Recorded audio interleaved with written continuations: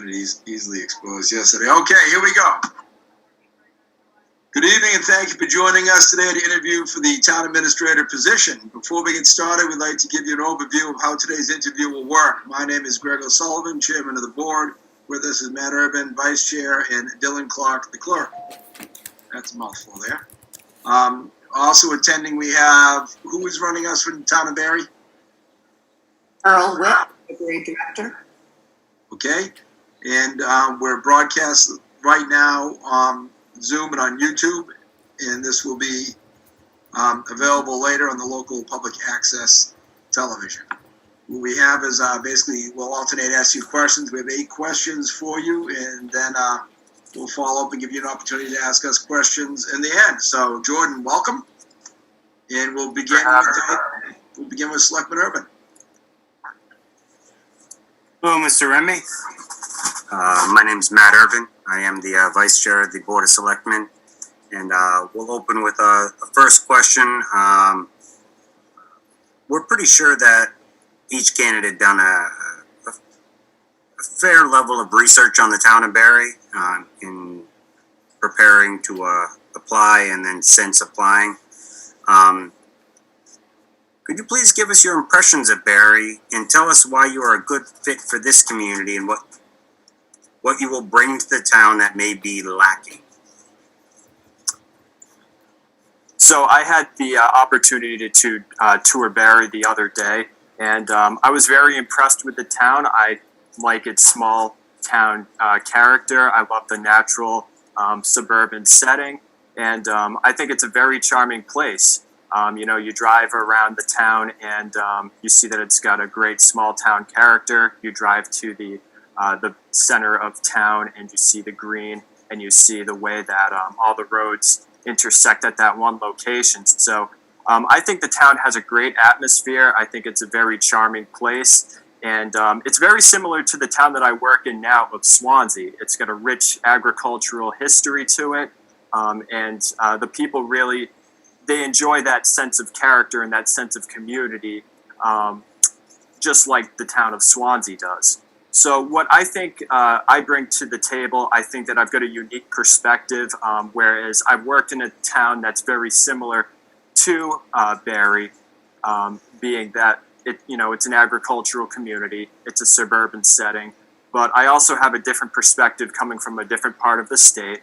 The town of Swansea has a larger budget. It has a $50 million budget, and there's a lot of different systems that I think the town of Swansea has, and I think that I would bring a unique perspective, but also I would be a great natural fit for the town of Barre due to the similarities. And overall, I just think it would be it's a beautiful town, and I would be very enthusiastic to be able to work in a community like Barre. Good. I got a question. Do you mind if I do a little follow-up on that? Sure. Go right ahead, sir. I got a little follow-up, and it only relates more to proximity to the town. What would your commute be between where you're currently living and assuming you got the job? So if I were to accept this position, then I have plans to immediately to be able to move to Worcester County. For a while now, I have a friend who lives in Grafton. I have plans to immediately move to his house. So I would be able to cut my commute down to about 40 to 45 minutes each way. So I've wanted to move to the Worcester County area for a long time. I think that this would be a fantastic opportunity to do so. And I really love the central Massachusetts area. I mentioned the small town character before. And, when you drive around Barre, it's fantastic to see the amount of open space that still remains in the town. You see just the natural beauty is something that, unfortunately, we're losing a lot of that, even in Swansea. We're losing at least a farm or two per year. And when you drive through Barre, it's really great to be able to see the open space and see the small town character of a town like that being preserved. Thank you much. Nothing more, Greg. Dylan, you are up next, sir. All right. Good afternoon, Mr. Remy. Nice to meet you. Could you tell me what are your personal core values and how these were instilled in you and how these have influenced your work ethic and how you approach your responsibilities? So firstly, I would say that hard work and determination are two of my foremost personal core values that have been instilled in me by my family. On my father's side, my grandfather was a Navy man. He was also he was a civil engineer. He was a carpenter, and my father was been a car mechanic his entire life. So they've instilled in me the values of hard work and determination.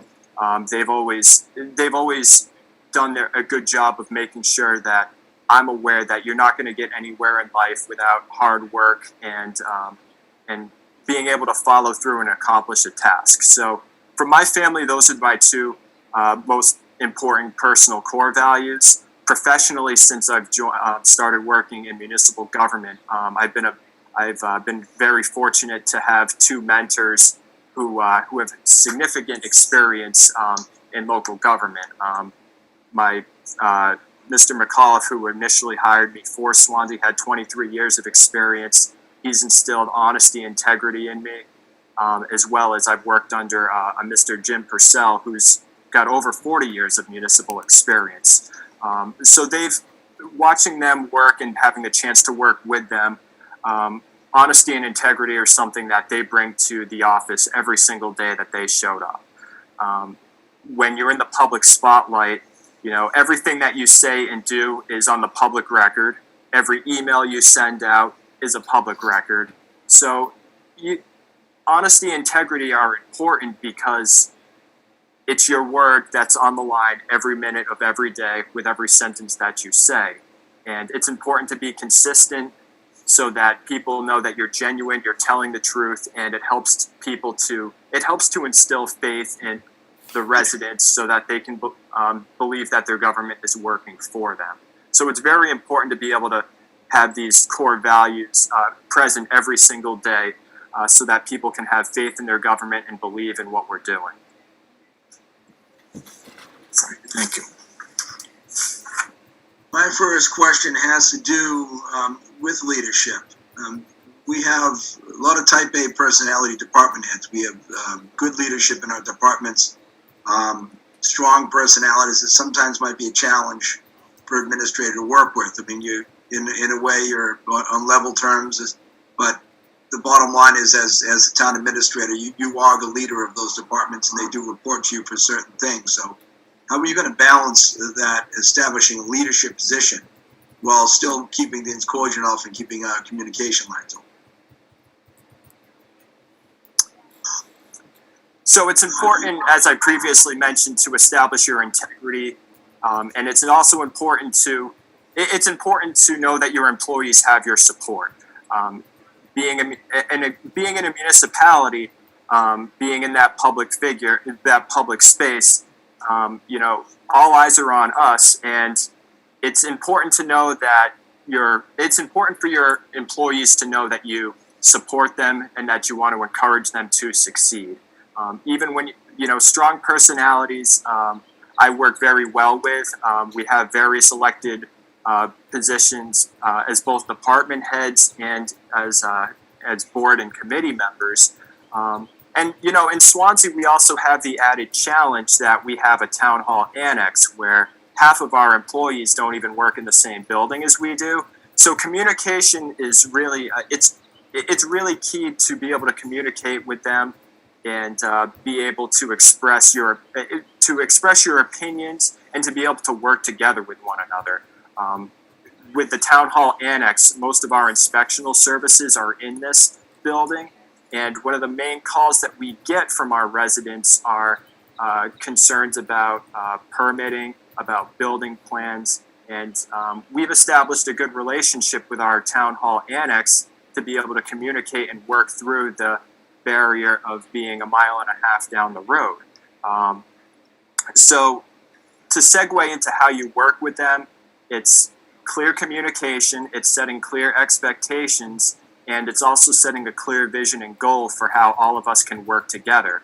We all play very different roles in the community. We all have different roles professionally, and they're all supposed to work together in order to achieve the goals of the town. So it's very important that whatever we do and whatever we say, that everything is geared towards a common goal and that everyone understands what that common goal is. Okay, thank you. Matt, we'll come back to you. All right.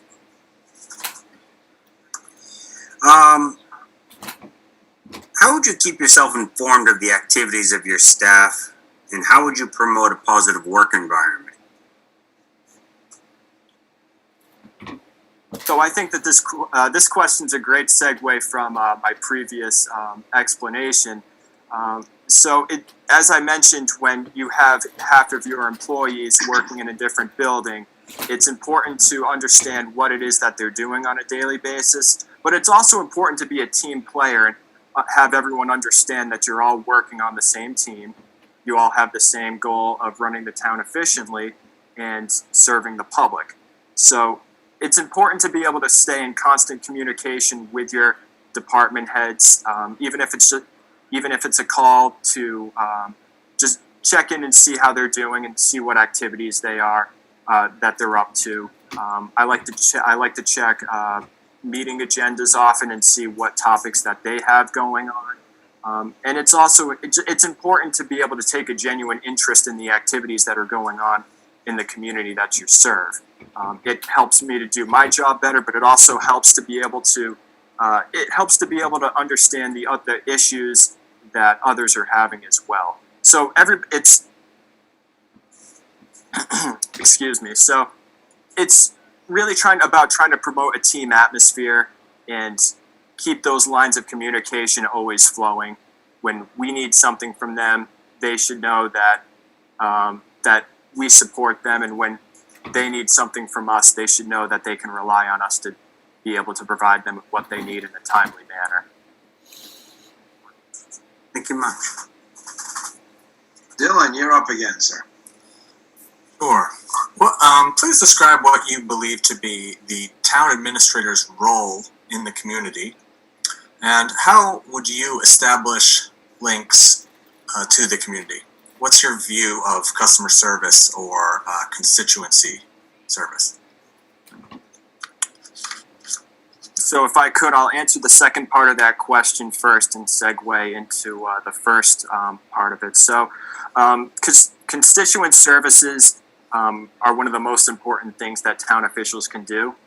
We're judged every day by the services and the response levels that we have to the residents in our community.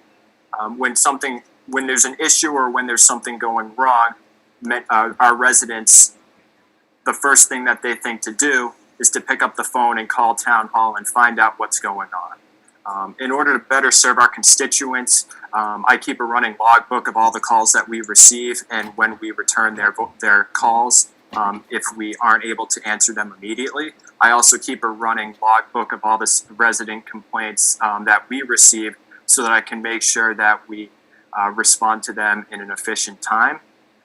So to get back to your first question of how the town administrator should interact with the community, being the face of everyday government, being in the town hall every day like we are, it's vital for the town administrator to know what's going on in the community. It's to know the events that are going on. It's to know what residents, what their challenges are, what's going right in the community. So the town administrator is somebody that needs to be informed and needs to stay in constant contact with its citizenry. You can do this. Also extends to being involved in community activities and being actively involved with the volunteers of the town. You know, small towns, especially one like Barre with a population of 5,400 people, we really rely on our volunteers to do a lot for us. We can provide expert guidance and help guide them in the right direction, but our volunteers are really the life force of what make a town great.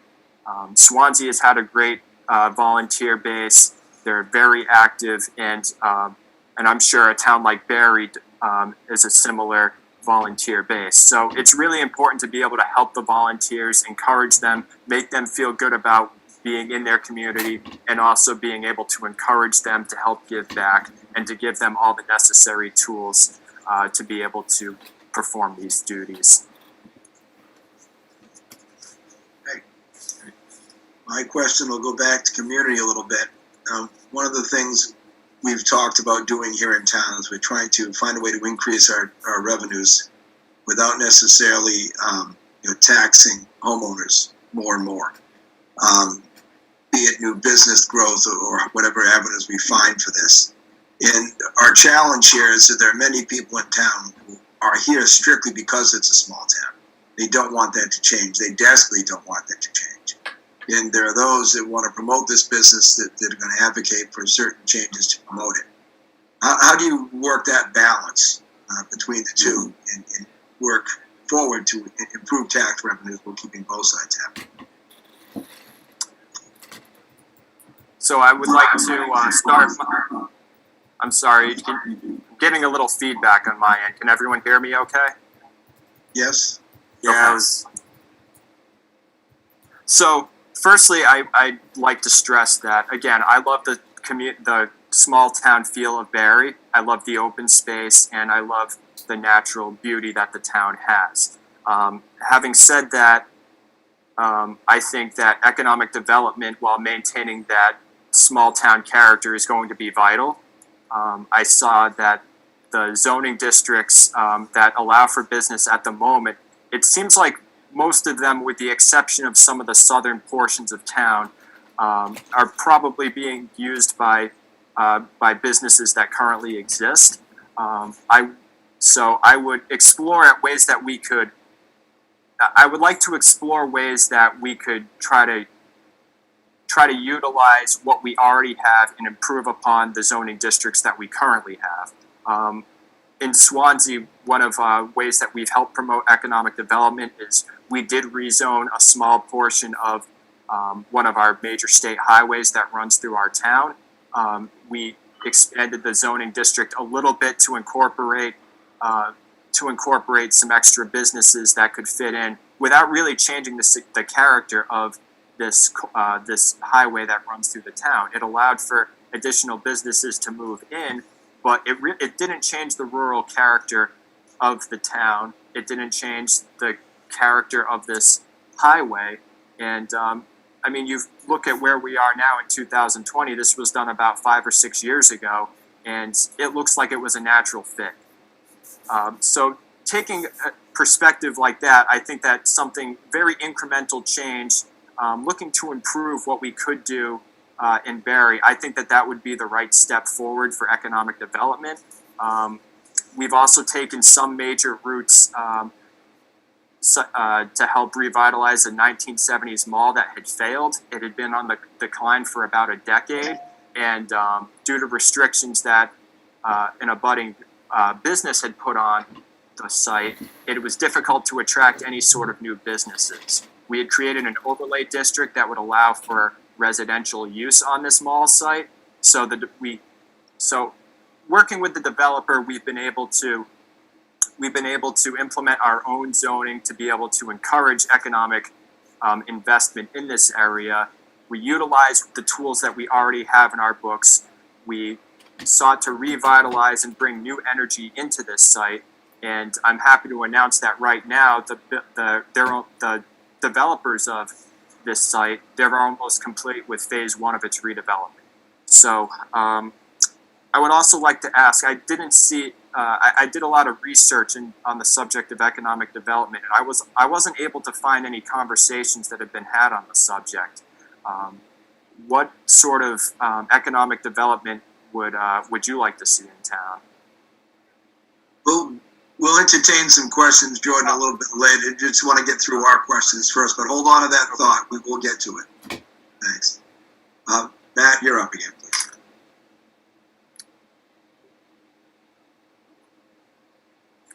You're muted. There you go.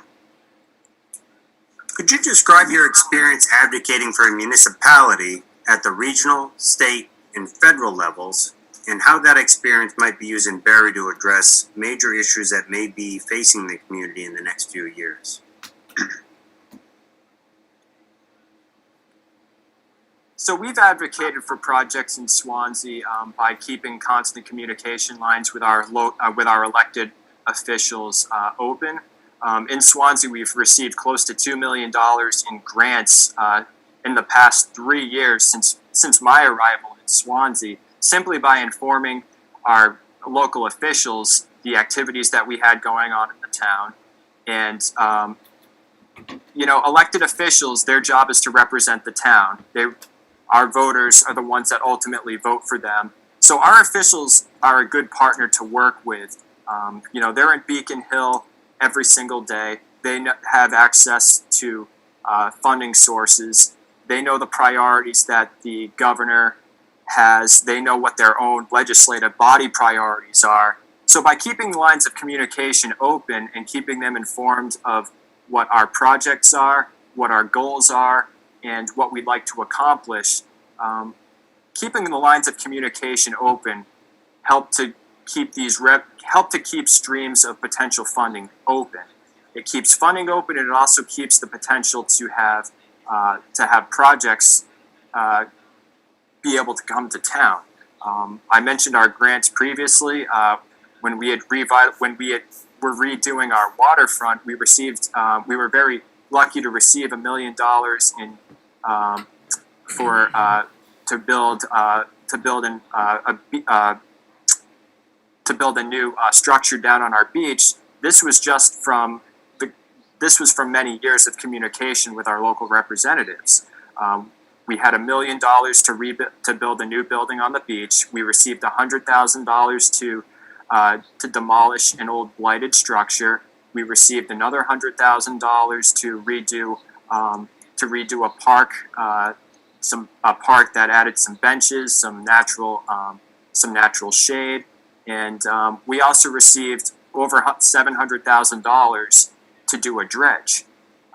So we were able to get all of this money due to the fact that we were communicating with our local representatives. Our local representatives advocated for projects in Boston, and ultimately we were successful in obtaining a lot of grant money that helped us to complete these projects that had been in the works for over a decade. Okay. Dylan? As town administrator, how would you evaluate the current structure, effectiveness, and efficiencies of the various town departments? And how would you approach making any changes you believe were necessary? Secondly, how would you evaluate the teams delivering services to the town?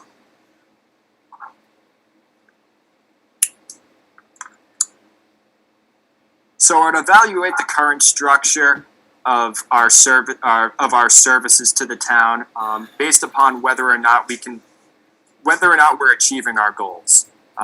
It's somewhat of a broad way to approach this, but for example, if our goal is to efficiently administer a trash service, our goal would be to effectively pick up the trash every day and make sure that it's done efficiently. So the way that we judge if we're being successful and whether our current structures are adequate is whether or not we can implement the change and with our current structures, and whether or not our goals can efficiently be met. Organizationally for the town, if we have goals that we set out to accomplish, we need to be able to have the proper tools and we have to properly be able to go about implementing some sort of a strategy in order to accomplish these goals. So we would need to be able to evaluate the current structure based upon whether or not we can efficiently and in a timely manner to be able to set out and accomplish a task that we're supposed to do. I'm sorry, the second part of your question was how would we evaluate the services delivered to the town, correct? That's right. And also how, if need be, how would you go about making necessary changes?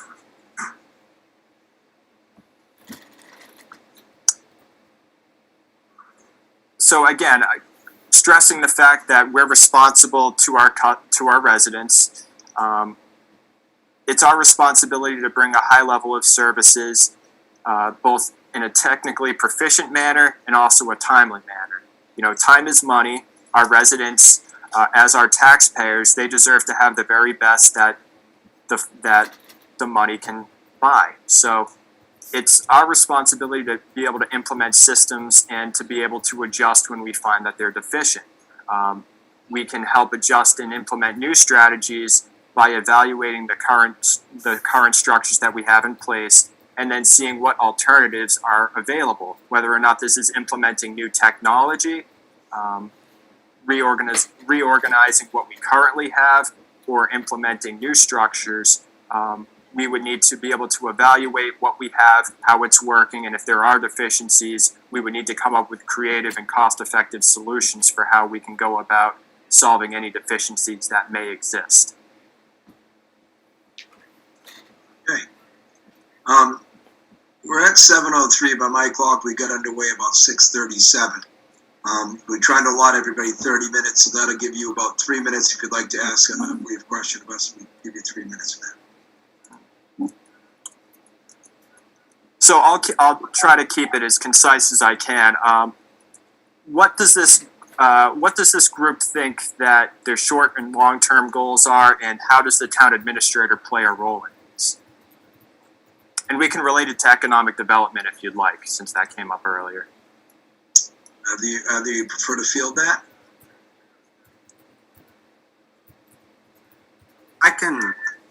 I'll start with my opinion. I can't speak for the whole board. I think you understand that, Mr. Remy. But I can speak from my position on the board. And I would start with long-term is maintaining our capital plan, maintaining our financial goals. And part of that was trying to find additional revenues. Short-term is one of the recent capital things we just improved is expanding cable in our town. We have underserved areas or areas that actually have no service whatsoever. We are obviously with COVID and the effect on the financial budget, we need to figure out how to deal with the next year and a half or so, assuming if we're lucky, that's all we're having to wait for. And then how would we take any impacts, and do we have to deal with it in that year and a half or spread it out over some years moving forward? So I would say short term is COVID. How is it going to impact anything we wanted to do with our long-term plan? And then continuing to monitor and revise our capital plan and rebuild it, understanding different funding sources, and identifying which capital upgrades probably would have the biggest impact to our long-term goals. So from my perspective, that's what I see are the major items we're looking at. Dylan? Yeah, I'll just reiterate what Mr. Urban mentioned. The short and medium term, this cable access expansion and upgrade for the residents is really important, and dovetails with the new challenges of COVID. You know, these times people need modern, high quality, high speed internet access in their homes for schooling, for their incomes. So that's a really critical thing for modernizing services for the town. And in the interest of time, I'll leave it at that and circle back to Mr. O'Sullivan if he has anything to add as well. The only thing I'd add is midterm was also trying to come up with a master plan with the planning board right now. That's something that's on the table. We are at the 30-minute mark, so I'd like to thank you for being here this evening. We appreciate your answers and your time. We haven't formally decided how we're going to proceed with the other interviews, if we're going to possibly call back for another round or try to make a decision from these. But we'll probably look towards references sometime within the next week and decide we're going to go from there. but you'll probably hear something one way or another within a week or so. Okay. Thank you. Thank you for your time, gentlemen. Thank you. Thank you. And Matt, who's running this for us right now today? I didn't catch your name. Carol Witt, our library director. Yeah, okay. Carol, we're ready for our next candidate. If they're here, we should have Adam Menard, I think, next.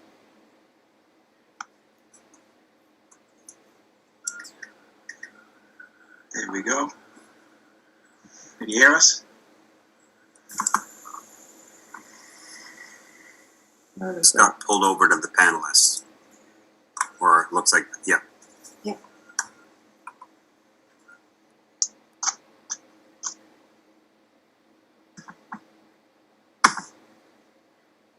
Here we go. Adam, welcome. Good evening. Thank you for having me. I'm going to find my spiel I have to read here. There's frustration of working via Zoom. I have to go back and forth in the tablet and find the right documents that I need to read.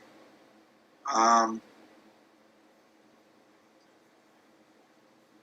got the right one this time. Nope, wrong one. I just had it. I apologize for this. I've been quicker at this. No problem. I should have prepped this. We had a little issue getting our Zoom up and running in the beginning, so obviously we're a few behind. But we will afford a full 30 minutes to you once we get going. These remote meetings are challenging, kind of a pain, but you gotta deal with it.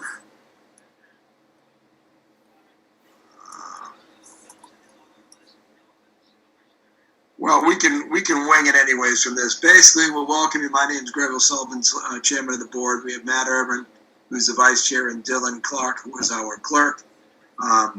We are live on Zoom and on YouTube right now, and this will be broadcast later on the public access channel. We also have, I'm going to keep doing this with a name. Someone help me. Carol Witt. Carol Witt. Thank you, Carol. I'm gonna write it down. Carol Witt is with us also, who's running our meeting, and we have a couple observers online. We'll be doing 8 questions we have for you this evening, and we'll follow up as long as we have time, allowing you to ask questions of us, and we'll begin our questions with Selectmen Urban. Great.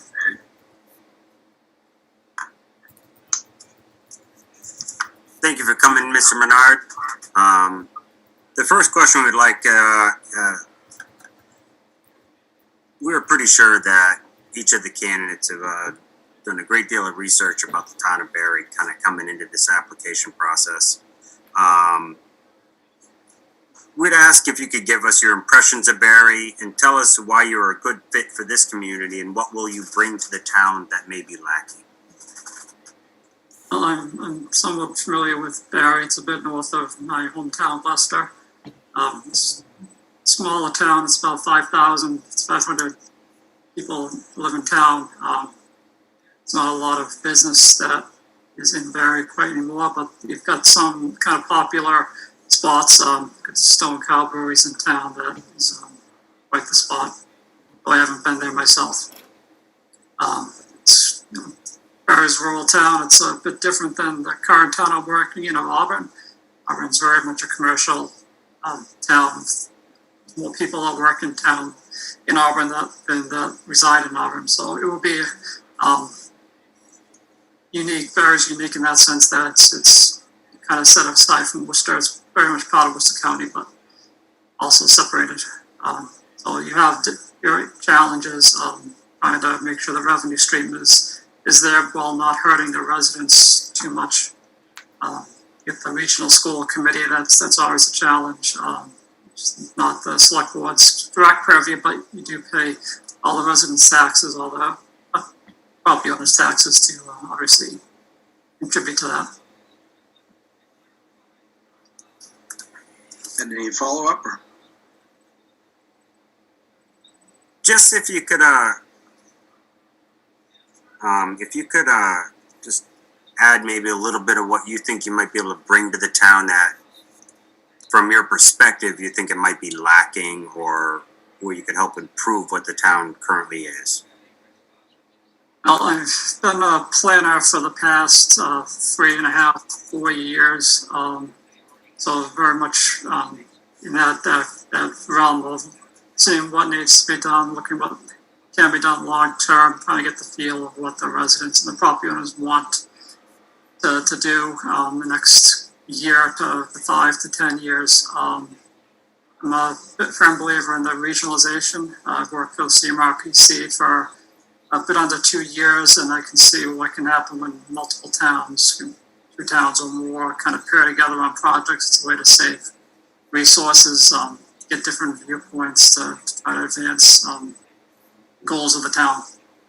So I think I bring a kind of a uniquer aspect with the feel for regionalization, and I do still have all my contacts with CMRPC. I do work with in Auburn with CMRPC on a number of different projects. I think having their support will help augment Barre has for town employees and for services. Thank you. Okay, Dylan. Good evening, Mr. Menard. Thanks for joining us. Can you tell us what are your personal core values, and how were these values instilled in you, and how have they influenced your work ethic and how you approach your responsibilities? I mean, it's always been a bit of a hard worker and a goal setter. It's the way I brought up, or just how I've gone about my career, my life. Whether it's I started my master's degree kind of later in life than a lot of young students, so that was very much a goal I had. I started in Auburn. They handed me a bunch of goals. One of them was to finish up their master plan. They had kind of been working on it for 3 years and was kind of stalled out. So I finished that up in about a year. Basically, I rewrote the whole thing from scratch. A lot of the data they had was dated since they worked on it for so long. So that was a big goal that I was given, and I set to myself to wrap it up within a year. Personally, I'm currently back in school at Northeastern. So my goal for, at least personally, is to finish the program I'm in. So as a town administrator in Barre, I'm sure you as the board would set numerous goals as whoever comes into a position, as well as I would see get the lay of the land and see what I thought needed to be done, what the residents want to be done, lay out a path to reach those goals. Very good. My question's going to get a little bit into our town and department heads. We have a lot of what I call type A personality department heads. Provide us good leadership, good direction. They got a good handle on their jobs.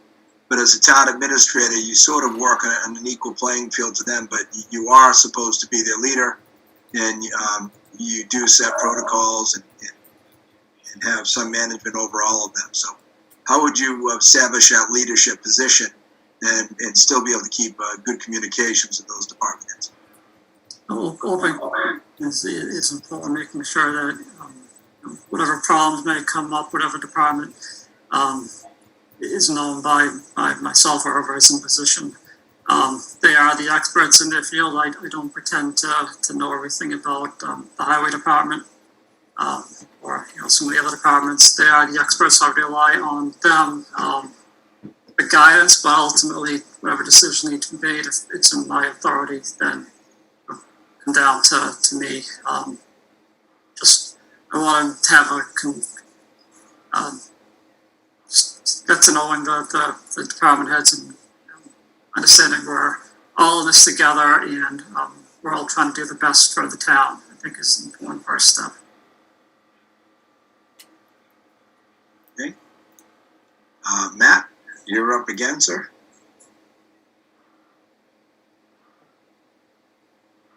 And you're muted. Thanks. Before we start talking this time. It won't take long before this interview, Mr. Menard. You'll recognize I start talking, and then Greg continually reminds me to turn on my mic. No problem. I will finally figure that out, probably by the last interview. So, to the question, how will you keep yourself informed of the activities of your staff, and how would you promote a positive work environment? So I think an open door policy is the best policy, whether it's having people come in at any time or set, if necessary, have monthly department head meetings. Those have proven valuable in my past positions. Know what everybody's working on, whether it's a grant program that somebody's taken under or just trouble trying to fund a project or complete a project. Open door policy is important. They all have, each department has kind of their own finger in the fist, if you will. They all work individually, but together you kind of all get stronger by working together.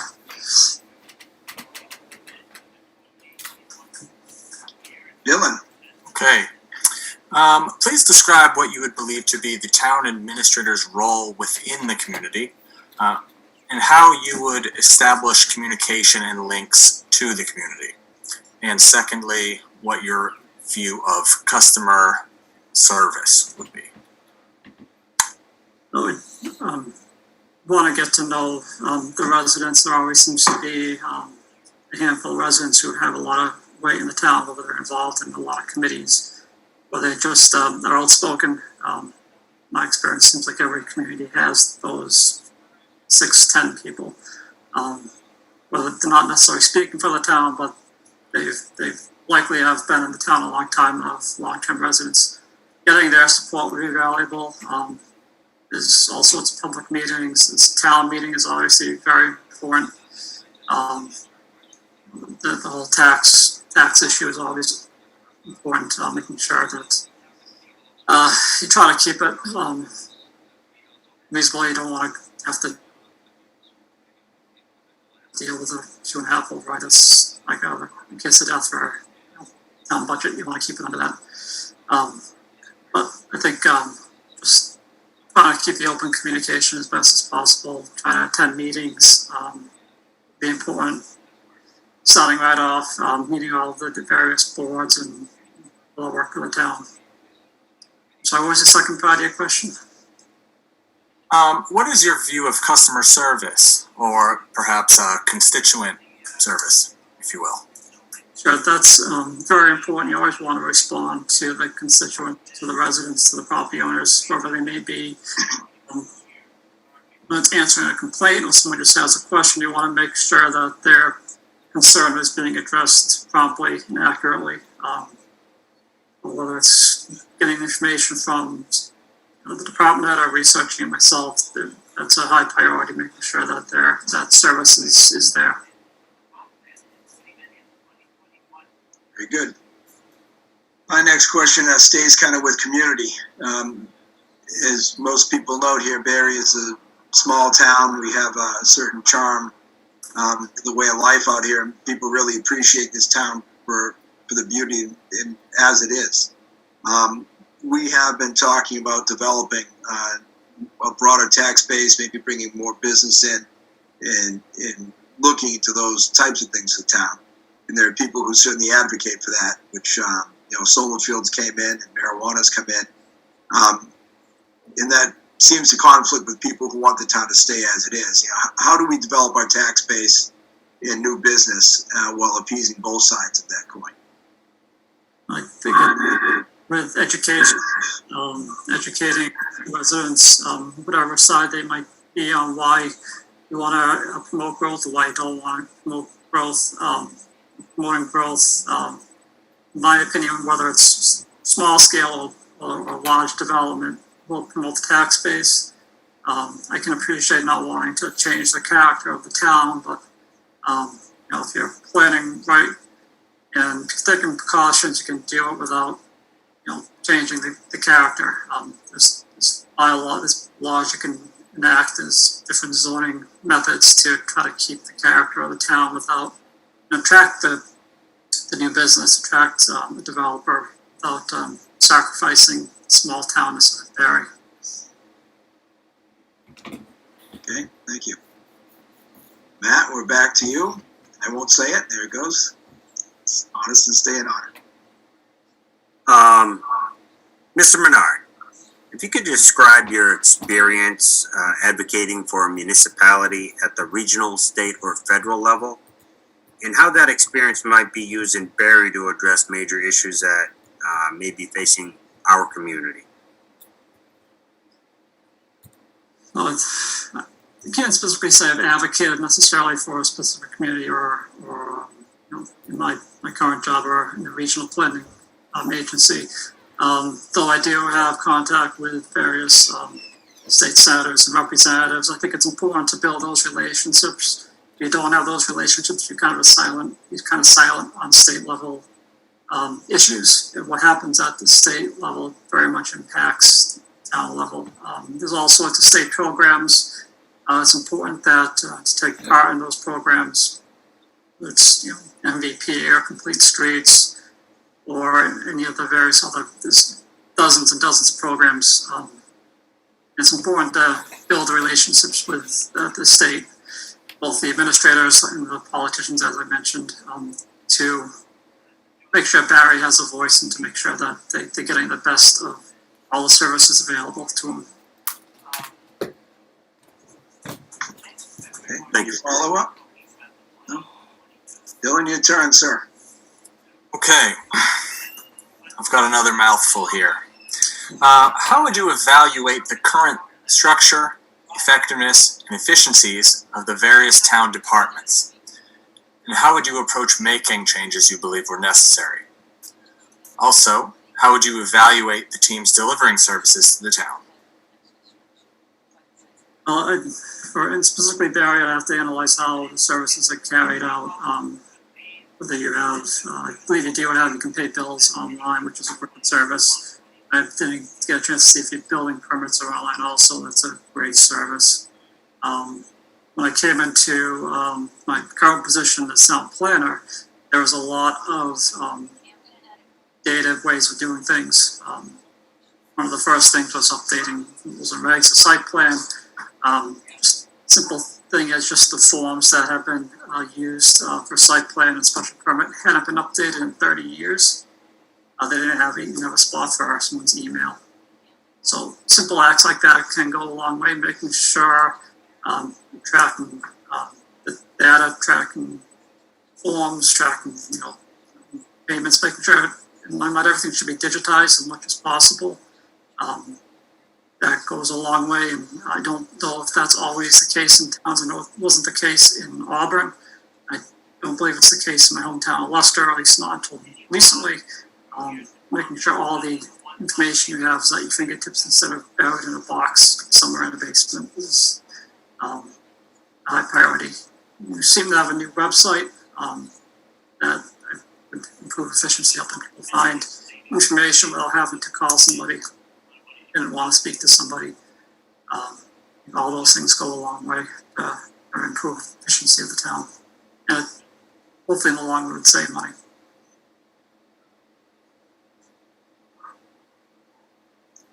Okay. Take questions or Well, that was our questions we had for you. We still have a few minutes left, so we'll give you the opportunity, if you'd like, Adam, to ask any questions of the board. sure, I've got two I can think of offhand. How well has Barre handled the whole coronavirus situation? It's been challenging for everybody on some level. How has Barre handled it? I think overall, very smoothly. Our interim administrator we had at the beginning of it stayed constantly monitoring the state's mandates and recommendations, and did a good job to implement those and pass them on to department heads and keep us informed on the levels and stages they wanted to do. As a board, we addressed possible illnesses from COVID and how our sick time would go, and employees that were restricted from taking vacation, how we compensate. I think overall everything's gone very smoothly. We kept things open. The office was shut down. People work from home, but they returned phone calls, and I tried it myself a few times to make sure they're calling back in a timely manner, and they did. And I think overall we went smoothly. Matt? No, I would agree. When it, I don't know what's creating the feedback, but it is. Pretty much when it came to the whole kind of the authority having jurisdiction regarding the actual executive orders. A lot of that fell on our local Board of Health. So for that, it was more of us just keeping in communication and making sure that kind of like the Board of Selectmen maybe didn't take certain actions that were in conflict with what the Board of Health or step on their toes by thinking it was our role. So we tried, I do believe, just to check in with them and just say, hey, is this you or us? You know, is a certain license requirement falling on us or on you? Is an approval of certain steps? And so I think the communication between the boards was good, and it helped prevent like headbanging where somebody thought one action should be taken and another board thought something different. I think we did a good job listening to each other and working together. Dylan, anything you'd like to add? Yeah, we also managed to pull off, despite some 11th hour extreme weather, a socially distanced and safe annual town meeting not too long ago, which had a pretty good turnout, all things considered, and so I think that just shows where our collective head is at in terms of taking the COVID crisis as seriously as it needs to be taken. As well as the community. It turned out well for that. And, we can have, prior to that, our town elections were held. We had a pretty decent turnout, given it's a midterm. Not a lot of contested seats going on. I was very pleased to see the turnout we had overall with remote ballots and all. We're up around 400, I think, and 80. Which for this type of election, we could sometimes be as low as 150 or so. You're right. Anything else? You get another minute, I'll give you. Yeah, just any possible short-term, long-term goals you might be setting out for a position. Okay, guys, we'll run through like we did before and try to do them quicker, though, because we are pushing our next one. Will be close to on time. But I would say short term right now is the planning board brought to our attention they would like to move forward with developing a master plan and incorporating other boards to help do that as a group. That would be a short term to get that thing at least initiated, meaning in the next year, maybe initiate, maybe even complete, depending on your ability. Also, we just approved money to help us expand our cable distribution in town. We have a handful of roads that don't even have cable on it. And obviously with remote access for students, teachers, employees, that is a high priority now. We can't keep waiting on that. So that was one of our other short term, let's get on it. Long term for me was maintaining our financial budget and our capital plan and not throwing it out the window due to COVID. So we've got to figure out how COVID affects it and kind of adjust it, but not throw it out. And so those are kind of from my perspective. Dylan, do you want to add anything quickly, or? Oh, those are my top three as well. Yeah, we just covered that question for someone else, so that wraps it up. I'd like to thank you for being here, Adam, tonight with us. We haven't formalized how we're going to proceed with the interviews, but I would assume within a week, if we're going to call contacts, it would be, references would be sometime this week coming up, and also let people know how we proceed from here. Sounds good. Appreciate the time. Thank you for joining us tonight. Thank you. Thank you, sir. Thank you. Carol, we're just only a minute late now. We're close to back on track. We'll move right into our, if you gentlemen don't need a break, I assume we'll go right to this candidate. Is that all right? All right by me. Thank you. When you unmute him, we'll have him with us.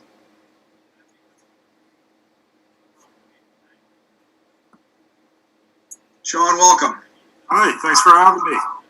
All right. I think I have my spiel ready this time. It took me a while to find it because I lost it. But we'll start with the introduction. Good evening, Mike. Thank you for joining us for the town administrator interview. An overview of how we're going to work tonight. My name is Greg O'Sullivan, chairman of the board. We have Matt Urban with us, vice chair, and Dylan Clark, who is our clerk. We also have Carol Witt, who is running this meeting for us. We are being broadcast over Zoom. We have some attendees paying attention here, and we're on YouTube live right now. This will also be rebroadcast later on our local network. Our plan is to ask you 8 questions, and at the end of that, we'll give you an opportunity, if we have time permitted, within our half an hour, to allow you to ask some questions of us. With that, we'll hand it over to Matt Urban. He'll ask you the first question. Hello, Mr. O'Brien. One of the things we're pretty confident in is each of our applicants have kind of done a good amount of research on our town, either at the point of application or even leading up to it. So with that said, could you give us your impressions of Barre and tell us why you're a good fit for this community and what will you bring to the town that may be lacking? Yeah, I think when looking into Barre, I think one of the interesting things was that it's a small community, but a full service community that has that historic charm that is really desired. Personally, some of the skill sets that I bring to the table are excellent financial management and likewise great interpersonal skills. Those are essential for being a great town administrator and having a successful start in a great town. Thank you. Follow up, Matt? No, but thank you. Okay, Dylan. Evening, Mr. O'Brien. Could you tell us a little bit about what are your personal core values and how these values were instilled in you and how they have influenced your work ethic as you approach your responsibilities in life? Well, I think over my 8+ years in municipal government, I've been fortunate to work with excellent staff, going back to the town of Concord, working in the finance department there, to taking on more of an administrative and financial role in Natick. One of the things that the managers, a lot of people who I respected, instilled in me was the importance of, I'd say, like three core values of integrity, respect, and the willingness to teach and learn.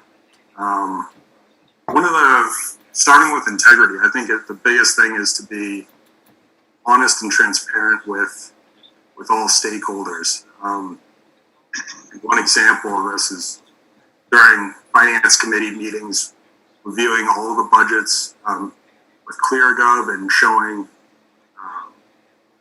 all of the line items and reviewing financial information that's critical, and being open and honest about every expenditure of the town. I think that's critical.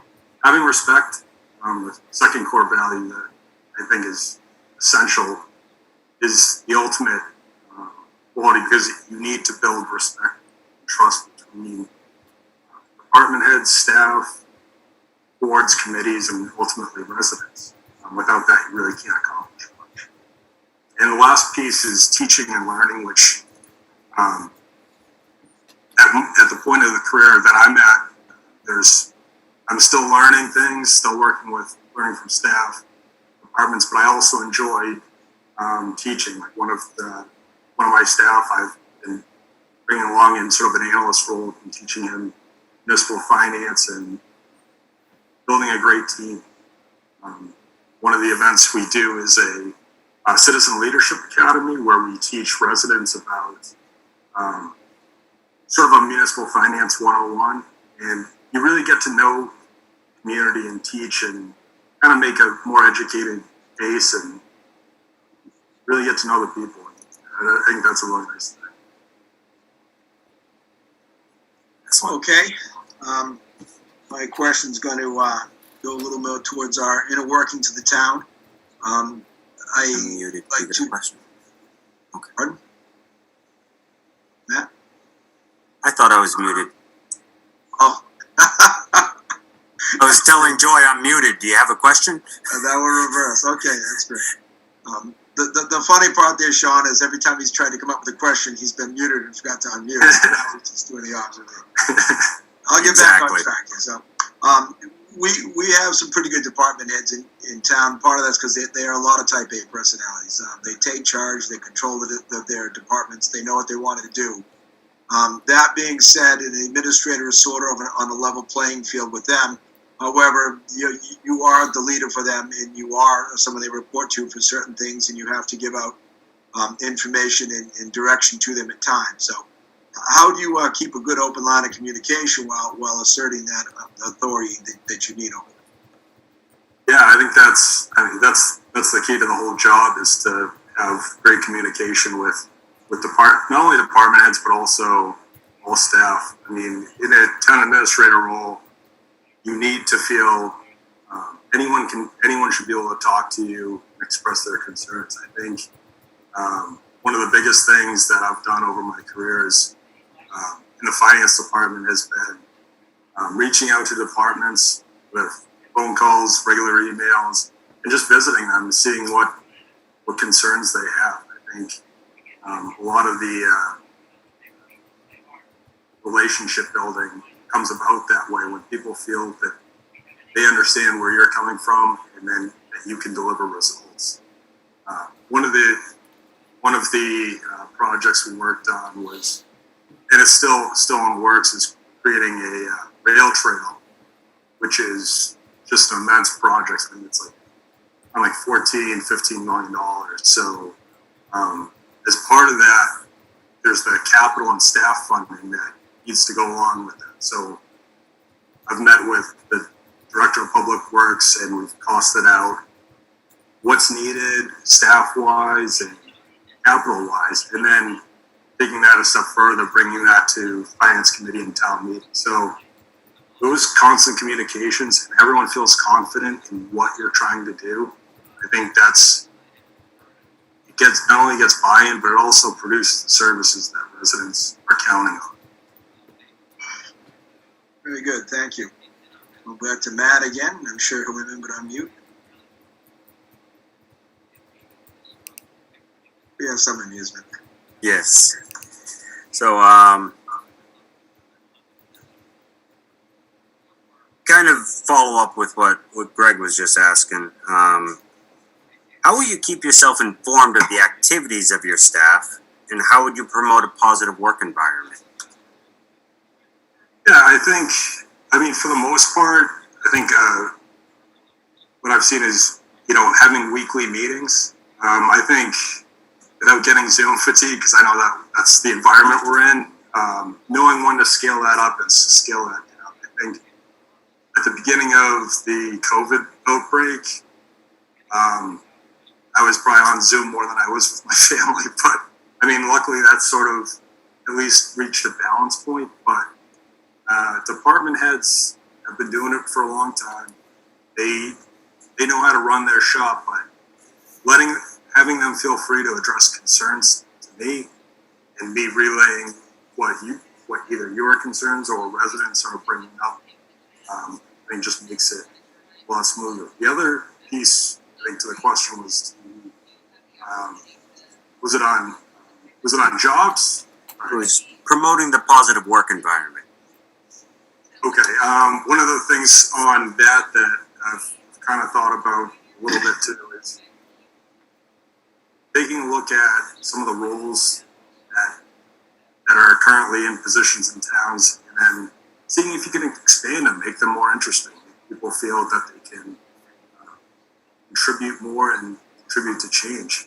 I think one of the things that we ran into was we had sort of an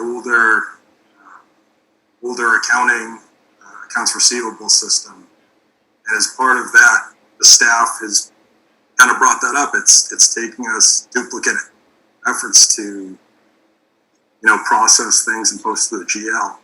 So as part of that, I took their insight and applied for a state grant. Was able to receive $120,000 for system conversion. So that's almost completed, and I think it's one of those things that'll improve processes. But it starts with people who are actually doing the day-to-day ops on that. And if you don't talk to them, you're not going to know. So I think that's, it just shows what a good team can do. And, I think listening and hearing what staff's input, you'll sometimes get your best answers. Thank you. Dylan? Okay, would you please describe what you believe to be the town administrator's role in the community and how you would establish communication and links to the community itself? And what is your view of customer or constituent service?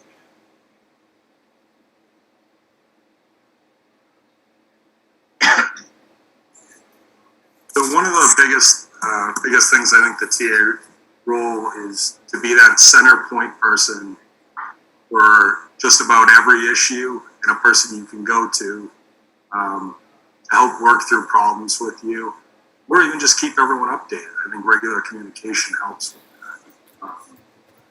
that. I'm not going to have every answer, but I can definitely work towards and find the people who would be able to do that and be able to problem solve to achieving whatever goal we had. I think that's, and going back to kind of my point earlier, is by communicating, that's when you regularly and with the right people and knowing where everyone's coming from, that's how you're going to be on the same page and achieve what you want. Okay. I'll stick with the community question here. Barre is obviously a small town. We have a certain quintessential look and feel to this town, which draws people to live here. They're here because of that specifically.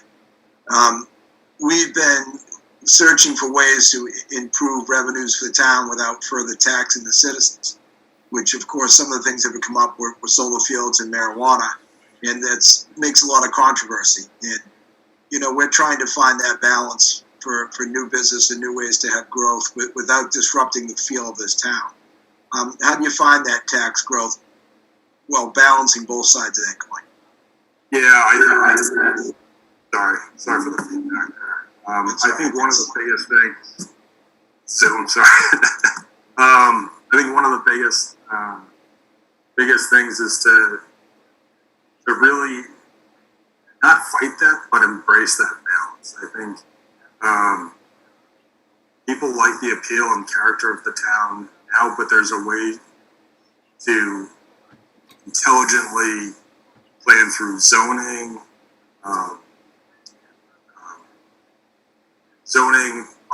town bylaws, and just proper planning in order to reach sort of a middle ground that the residents really desire. I think one of the ways to get input on some of those issues that I've worked on in the past was we actually did a citizen survey. This is back when I was working in Concord. I think 2016 we did a survey and went to every household and it got their feedback on a lot of local issues. And we actually I was surprised, we got close to 20% turnout on that. We were really shooting for 10, but one of the issues was preserving town character. Now, the issue that we had wasn't so much commercial development versus residential and that sort of battle, but more so McMansionization and sort of overdevelopment with large complexes. One of the ways, and I'm not a zoning expert by any means, but I do know that some things like, at least that we do in Natick, is have a floor area ratio bylaw, which says if you build certain amount of square feet, you are required to pay the town because there's going to be additional services to go along with that. So that, I mean, it's a issue that you do not want to ever destroy the town's character, but growing intelligently can be done as long as it's responsive to the residents. Thank you. Matt, back to you again. Mr. O'Brien, please describe your experience advocating for your municipality at the regional, state, and federal levels, and how that experience might be used in Barre to address major issues that may be facing the community in the next few years. Yeah, I touched on the state grant we received through the Community Compact for IT that I worked on last year. But recently, the biggest thing that we've been working on has been the CARES Act. We've worked on getting $3 million in funds, mostly for facility-related expenses.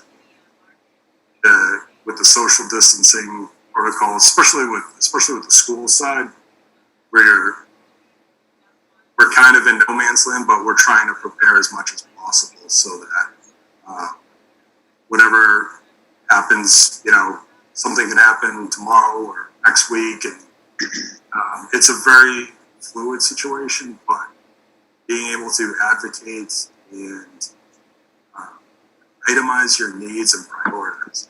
It's so important anytime you're working on a grant is to identify your priorities, relay it to the delegation, and then make sure to follow up and to make your voice heard. I think that's the biggest thing. That's it.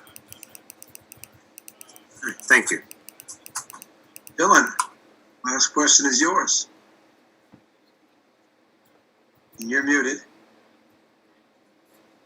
As town administrator, how would you evaluate the current structure, effectiveness, and efficiencies of various town departments? And how would you approach making changes you believe are necessary? And furthermore, how would you evaluate the services delivered to the town?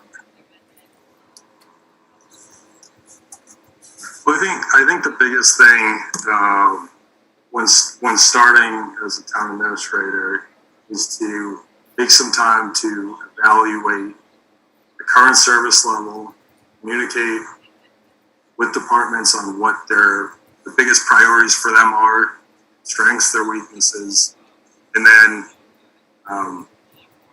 take some time to set goals. When done right, it's a long process. I can't show up there next week and snap my fingers and say A, B, and C, and you'll be perfect, the best town ever. It just does not work like that.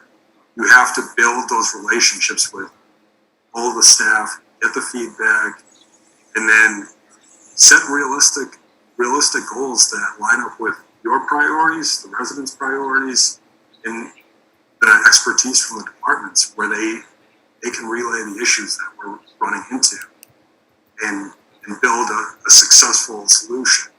I think without goals, people will provide the services that you need, but without the ability to measure or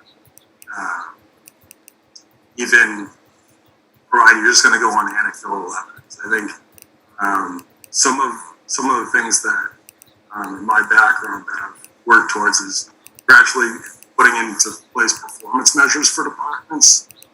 I think that's some of them are easier than others, but there's still enough good metrics out there so that you can get a good idea of how things are going. I think one of the things we're working on in Natick is building out departmental pages through ClearGov, which is sort of our online financial platform. And you guys have it as I was checking out the website.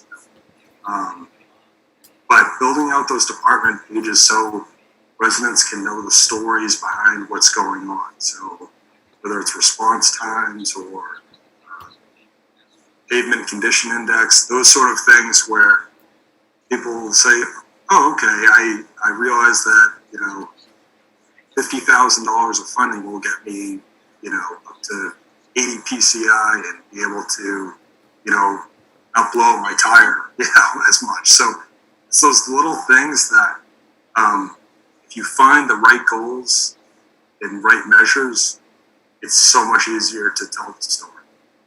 And I think ultimately people want to know that they're getting value for their tax dollars. And that's another core priority. Well, very good. That concludes the questions we have for you. I wonder if you have anything you'd like to ask the board. Sure. Yeah, one of the things that obviously I've worked in two, let's say mid-sized to larger towns. What are sort of the day-to-day goals and that you're looking for the town administrator to take on in terms of are there any departments that you see that need more support, or I'm just trying to get at like kind of a better scope because I'm familiar with budgeting, capital planning, a lot of the financial side, but I just want to get a sense from everyone here about that. Sure, we'll start with Dylan for this one this time. And you're muted. There you go. Yep. Your question is what day-to-day responsibilities are that you'll need to be putting extra focus on? Yeah.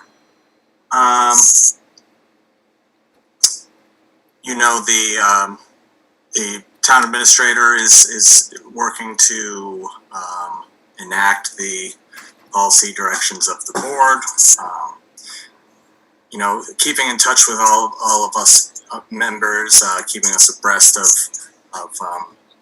the agendas and making sure that we're well informed when it comes to our public meetings, because as you know, we're under open meeting law, so us board members don't communicate with one another outside of our meetings, so we have to rely on the administrator for background information and to work with us in researching and discerning information going forward to allow us all to make better decisions. That's one part of it.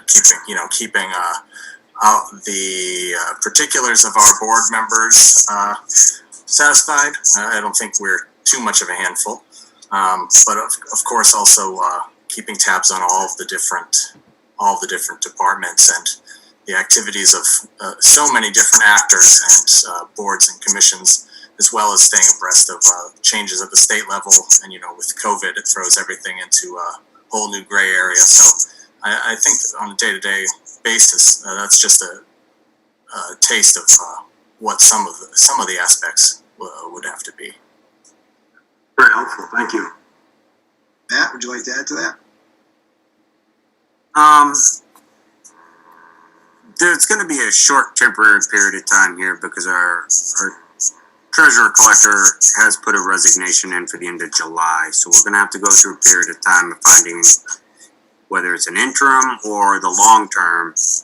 But even with an interim, my understanding right now when it comes to the job market, there's not a lot of high quality potential like treasurers that understand municipal law. So it's a smaller job, like employee market to fill that in. So from my perspective, I don't feel like it's something that I want to rush in to find that person. So for the short term, there might be a little bit more day-to-day involvement in what that department's doing. I agree with Dylan on the primary role as you support the Board of Selectmen and making sure we're informed, we have information ahead of time so we can review it before the meeting, not necessarily at the meeting. So that communication's key. Figuring out which board member communicates better on what type of platform. Is it an email? Is it a text? Is it a phone call? That's something you'll have to learn and it'll work itself out. It's not difficult, but that's something. But also, especially with COVID right now, the town administrator may have to play a little bit more of a role in how we're receiving from information from people and how we make sure it gets to another department and then the department follows up and we get back. It is a small town. A lot of people have been kind of historically used to being able to just go up to town hall and you just go to a department head or something and you ask a question, you go to the town administrator and you kind of get what you need and you go out the door. Remote makes it a little bit more difficult. And so there are some gaps, and filling in those gaps is another priority right now. Yeah, we're running into the same thing. It's definitely a challenge where you have a lot of people who are used to doing similar things pop into the office. And it's sort of, there's that wall, and some people aren't used to adjusting, and part of it's on us to adjust too. So it's kind of, and it's a learning process. I'm sure it'll. I'm not going to add any more to that. They've basically covered the thoughts, communications between us, keep apprised what the department heads are doing and what the COVID situation is. You've got time if you'd like another question. We'd certainly entertain another one. Yeah, it would be great. We got one process one, but one on just to give me a little bit more background. What are sort of the biggest challenges that you're facing and that you'd need help with accomplishing? Aside from COVID, I guess. Okay, I missed half that. My computer froze, so Matt, why don't you start? Okay. All right. He kind of, I believe, was asking what are our current highest priority challenges. Okay. I believe one of them, and it's been developing for a couple of years, is, and it goes back to one of the questions he had asked in that whole how does a town grow but not lose its character? So for us, economic development and raising our tax base is one of our, I would say, our biggest challenges, for a couple reasons. We have the Quabbin Reservoir to the west, which means not many people just travel through Barre on their way somewhere else. So we've got to attract them to us if they're coming. And we do have some good local establishments that do bring people to town. But there's only so much that can do to raise your tax base. So trying to figure out other ways to either bring business to town or find an appropriate way to increase the residential area so that we can get more people in to help cover the tax base. So some of those things I think right now might be the biggest challenge. I mean, we have smaller projects. We talked about cable expansion, things like that we want to get done. But I would say that as a challenge, rather than just get the job done, I would call out economic development. Dale, would you like to add to that? As Matt said, we are a little bit off the beaten path here, which is both an asset and a liability. That is one thing. The planning board is working on a master plan, the first master plan that we've had in town, and that's going to take definitely a lot of blood, sweat, and tears and involvement from various boards and commissions and folks who should have their input included. And so that's a big project that we'll be working on in the medium term. Otherwise, the cable expansion is important, and figuring out the revenues as COVID throws everything into a bit of a chaotic realm. So those are a few of the things that I'd like to have included in the list. Very good. I was going to add the master plan, but Dylan's done that for me. I didn't want to get too heavy on things. We went through, you answered your interview questions quite quickly, so you will have the rare opportunity. If you would like another question, I will welcome it. You have a few minutes left. That was your time to use as you wish. If you're satisfied, that's fine as well, but you do have the opportunity if you have any more curiosities. No, I think touching on Dylan's point though about the master plan, that's one of those things I had worked on in Concord before leaving there. But yeah, it's I hate to say it, but it's probably a great time to do that. The one that I had worked on a couple of years ago, it's kind of probably not as useful as starting one right now under new conditions. As much work as that is, I know it's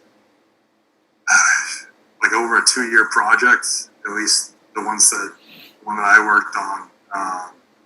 It's a great time to do it. So I guess the other last question is sort of just more like a process question. What does the board think going forward in terms of the TA search, and what's the upcoming next steps? That's something I cover in the end anyways. We haven't, Set it up for you. we haven't, come up with a hard process that we're doing for sure from this point.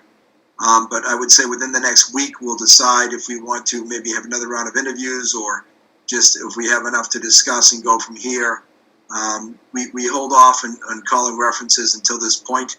So likely if we're going to call references, it will occur over this next week, as well as our decision and how we'll proceed. And you guys will find out one way or the other if we're, going to pull back in for more interviews or come up with a decision. But we should come down to a conclusion, I would think, within a week of what the next step will be. And that may very well include calling references within this week.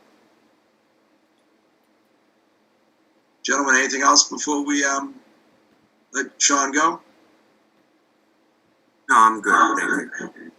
I have no further questions. All right, Sean, thank you very much for joining us this evening. We'd ask you to sign off now, and we'll have a brief discussion before we get off the air tonight. Thanks a lot, guys. Have a good night. Thank you. Thank you. Same deal. Thank you, sir. All right, gentlemen, we did hear from 5 of our 6 original candidates. I'm sure we all have impressions and opinions. I don't want to get into a discussion now. I'm sure you don't want to either. I would like to, this should be on our agenda for Monday, to discuss this in some fashion, maybe not necessarily get into the candidates in general as much as decide what we want to do to proceed. I would suggest maybe we each rank them in 1 to 5 and go from there and see which way we want to lean towards it. Matt and I have done this in the past, Dylan, and we've sort of we've tried just ranking and scoring them from ranking them. We've done pros and cons, a couple, like 3 or 4 pros and cons, and maybe we should try that again. I'll list some pros and cons for each candidate, and we kind of balance those out in a pool in the end and add them up and look at the net pros and cons of each candidate. It kind of encourages some critical thinking on our parts.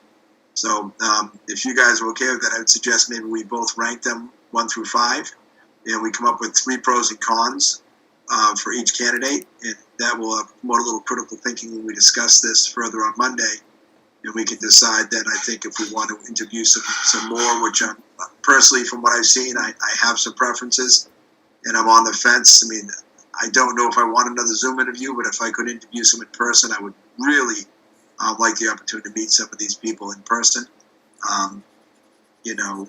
We've got to meet Jessica already, which it gives us a different insight to her than anyone else because we've met her. So we'll talk more about that Monday, and I'll listen to your comments as well before we conclude.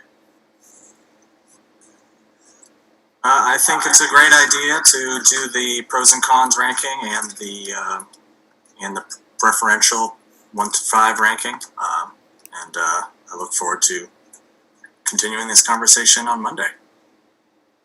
Amen. Yeah, I like the idea of the ranking of 1 through 5 each individually. Throw your pros and cons in, kind of build a discussion on Monday. One thing I do like for the possibility, assuming we do want to maybe do another follow-up interview of some sort, or maybe not all 5, maybe we say, okay, we got 2 or 3 that we want to kind of focus on. 2 or 3, yep. Rather than doing standard questions,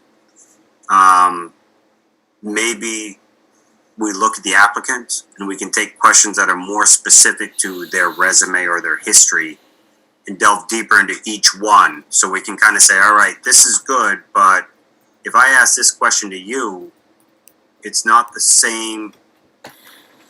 It's not as informative if I ask that question to this person. Right, I would think if we go to further interviews, it's because we have specific concerns or interests in each individual that are not going to be generic to all three.